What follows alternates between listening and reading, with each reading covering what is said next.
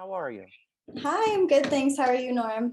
I'm great, thank you. And Absolutely love your background. That's so oh, well, I mean, you gotta represent, you're the definitely representing. It's awesome.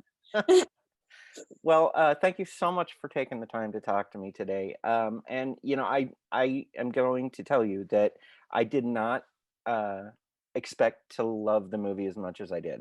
Oh, I love that. I was I like, thought you were gonna say I did not love the movie. I just want to be no, no, no, no, no. But I was just like, wow. I kept going to myself like, I don't hate this. This is really good. Do you Like, normally hate things, Norm? well, you know what? No. But it's rare that something like kind of you connect with it and you're just like, oh, this is fun, you I know. love that. Well, then that means a lot coming from you. Yeah, well, thanks. But okay, so what inspired this story?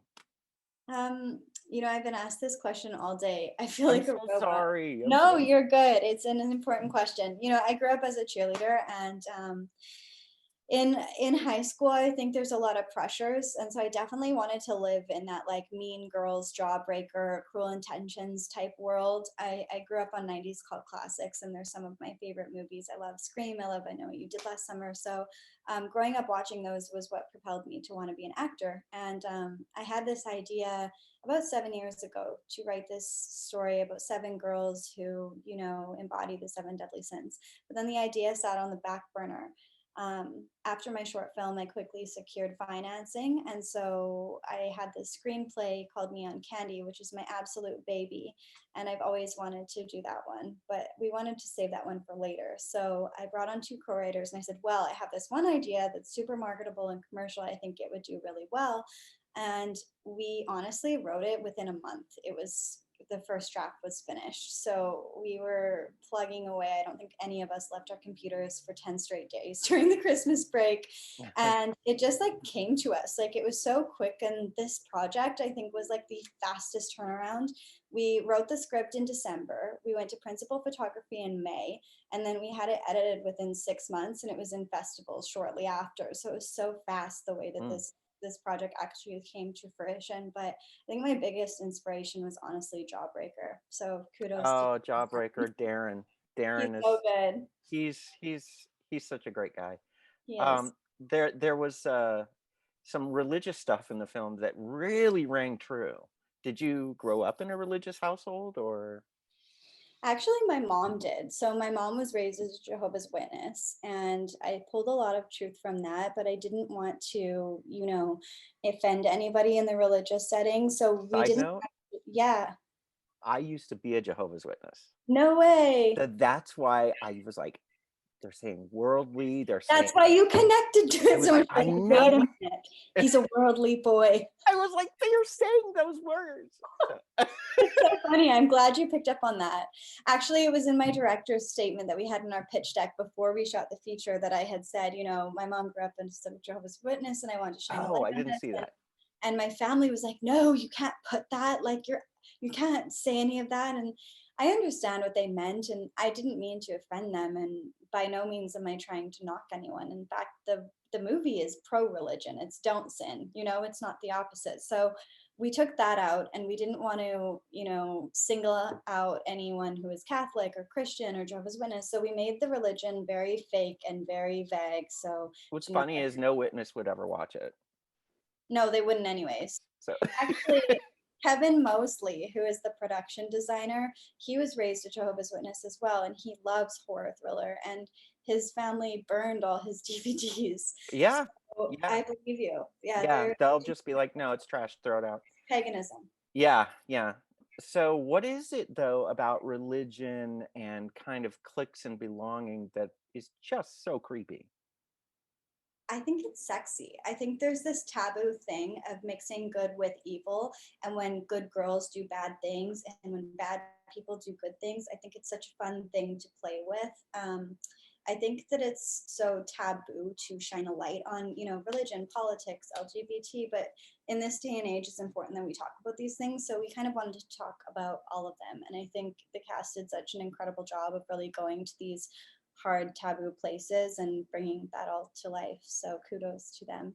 Yeah, very, very nicely done. Now we did talk about Jawbreaker, Yes. which was, easily, spotted as an influence. But what were some of the other films and references that were either direct or otherwise that you kind of sprinkled throughout? Um, Let me think. Don't think we had too many. I think, Jawbreaker was just a huge one. Like if you notice the trunk scene, Yeah, they that's the poster is, killer, but they do. Um, I think like there was a tiny bit of Cruel Intentions ish. I wanted to play with this more, but I didn't. Where the brother and the sister have like kind of this weird relationship, but because they were actual brother sister, not step brother sister, we didn't go to that place. But that was something that I wish we kind of played with a little bit more.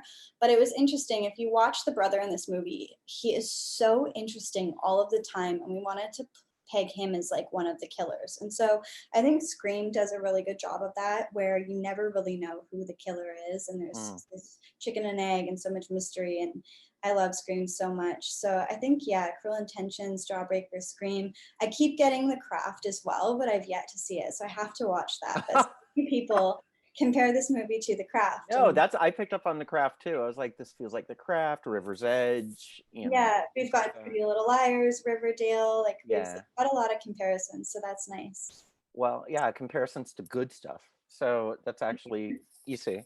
So Yeah. is there a particular scene that's a favorite of yours with how it all turned out? Ooh, yeah, Tomo Penniket in the dinner scene when he says to Grace, you and your posse are parading around calling yourself the seven deadly sins. And I love that dinner scene so much. There's so much going on, and his performance is phenomenal. I love that scene, and I love the scene at the end where Grace and Aubrey are in the cabin and she's the wolf in the sheep monologue. I think Mm, it's the strongest performance I have really maybe ever seen. I think she took the words and ran with them, and there's a reason why she was nominated for a Leo. So Brenna Llewellyn like absolutely crushed that, and the way that I wrote it and imagined it, she just got it. Like she took the words and she ran with them, and she's such a powerhouse. yeah, And she was I also have surprisingly a good. third. Sorry. I Sorry? love I love the montage of the girls, when they pull up and they walk out and they're in their private school uniforms and they're just like slow motion. We wanted to do that like slow push in the hallway, but the hallway we had was just not long enough. So the montage we created was actually inspired by Vanity Fair. So my DP wanted to do this Vanity Fair type of like slow mo where they're all paused, and I think he did such an incredible job with the cinematography, and he's, seven-time recognized, and he was also nominated for a Leo. So big shout out to Sterling Bancroft, who made this movie so much better than we could have possibly imagined. Yeah, I really enjoyed the color palette and the tight focus. It looked very, like you said, it looked very 90s Yeah, slasher. So yeah, nicely done. thank you. Okay, so are you a horror fan? I'm assuming you are. I love psychological thrillers. I'm not Okay. so much like a horror slasher girl, but I love movies that make you think. I love Mystic River, The Departed, Joker, Batman Dark Knight. Like those are some of my favorites as well. hmm Hmm. And so, as an independent filmmaker, as a female independent filmmaker, what you've you got a movie fast tracked, pushed through, you got everything all made, and here we are interviewing. So, w- what advice would you give to other independent female filmmakers right now that are back there still plugging away at the keyboard or developing?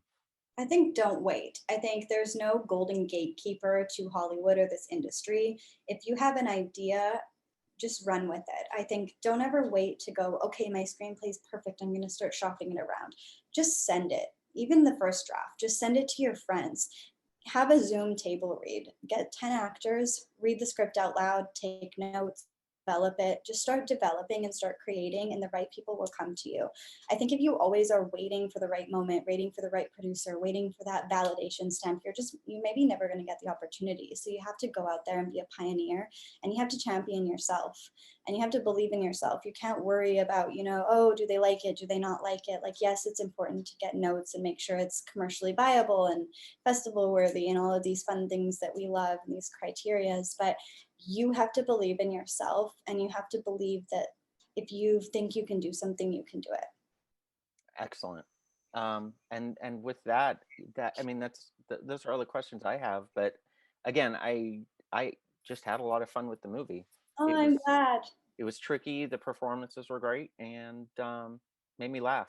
So That's great. Yeah, there was some humor in it. Sometimes I'd be watching with friends and they wouldn't laugh. I'm like, guys, it's a joke. Like, that you're allowed to laugh. And they're that's the like, laugh oh, part. yeah.